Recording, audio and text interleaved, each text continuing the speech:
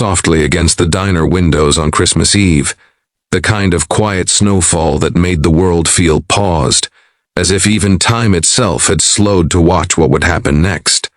Inside that small roadside diner in Ohio, under flickering warm lights and a tired plastic wreath taped near the counter, a young waitress named Hannah Walker moved from table to table with aching feet and a heart heavier than she let anyone see. The register numbers were low, the tips were smaller than usual, and her thoughts were fixed on overdue rent, a broken heater at home, and a mother recovering from surgery miles away. She did not know that this night, which already felt long and lonely, would become the night that quietly changed her life forever. Before the story goes any further, take a moment to pause. If you believe in kindness, second chances, and the idea that even the smallest good deed can echo in ways we never expect, please like this video, share it with someone who needs hope, leave a comment, and subscribe to the channel. Your support keeps stories like this alive. Hannah had taken the Christmas Eve shift because no one else wanted it. The diner owner, Frank Morrison, had promised time and a half, but even that barely covered what she owed. The place smelled of coffee, fried onions, and old memories, the kind of diner that had seen decades of travelers, heartbreaks, and quiet miracles. Just after sunset, when the road outside emptied and the snowfall thickened, the door opened and an elderly couple stepped in. Their coats were thin, their shoes worn, and the cold clung to them as if it had followed them inside. They moved slowly, leaning into each other, faces tired but gentle, eyes scanning the room with hesitation, as if unsure they truly belonged there. Hannah noticed them immediately. Years of working in service had trained her to read people, and she saw something familiar in them, a mix of pride and hunger, dignity and fear. They chose the smallest booth in the corner and sat quietly, hands folded, not touching the menus for a long time. When Hannah approached, she felt the weight of her own empty wallet pressing against her apron, yet something inside her softened. She brought them water and bread without being asked, pretending it was standard procedure. As she moved away, she noticed them sharing the bread slowly, breaking it carefully, as though afraid it might run out. The diner grew quieter as the night went on. A few truckers paid and left. A young family rushed out to catch a church service. By the time the clock neared 9, only Hannah, Frank, and the old couple remained. Hannah watched as the couple whispered to each other, heads bowed close, and then gently closed their menus without ordering. She felt a familiar sting in her chest, remembering nights when she herself had pretended not to be hungry just to save money. Without asking permission, she walked to the kitchen and prepared a full meal, hot soup, roast turkey, mashed potatoes, and pie, plating it carefully as if it were meant for her own family table. She carried the food out with steady hands and placed it in front of them, acting as though there had been a mistake in the order. The couple looked up, surprised, eyes shining under the harsh diner lights.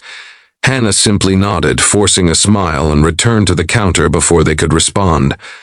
Her heart raced, not from fear of being caught, but from the quiet relief of doing something that felt right.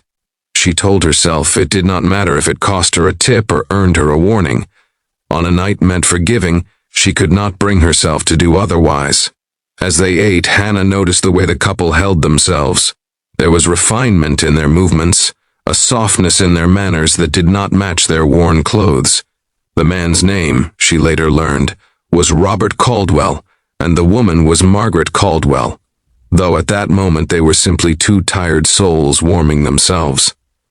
On a cold night, when they finished, they left a small folded note under the plate, and slowly stood, thanking Hannah with their eyes more than words ever could.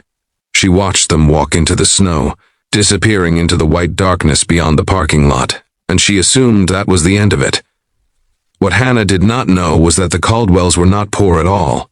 They were reclusive billionaires who had built a massive logistics empire decades earlier and sold it quietly, retreating from public life after losing their only son.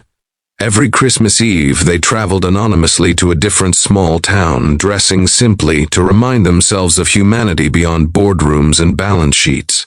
That night, they had chosen the diner on the highway by chance, and Hannah by fate. The next morning, Christmas Day, Hannah returned to the diner to collect her paycheck, expecting nothing more than another exhausting shift ahead. Instead, she found Frank standing behind the counter, pale and shaking, holding a letter with an embossed seal. He handed it to her without a word. Inside was a message explaining who the Caldwells truly were and what they had witnessed. They spoke of Hannah's compassion, her quiet generosity, and the dignity she showed when no one was watching.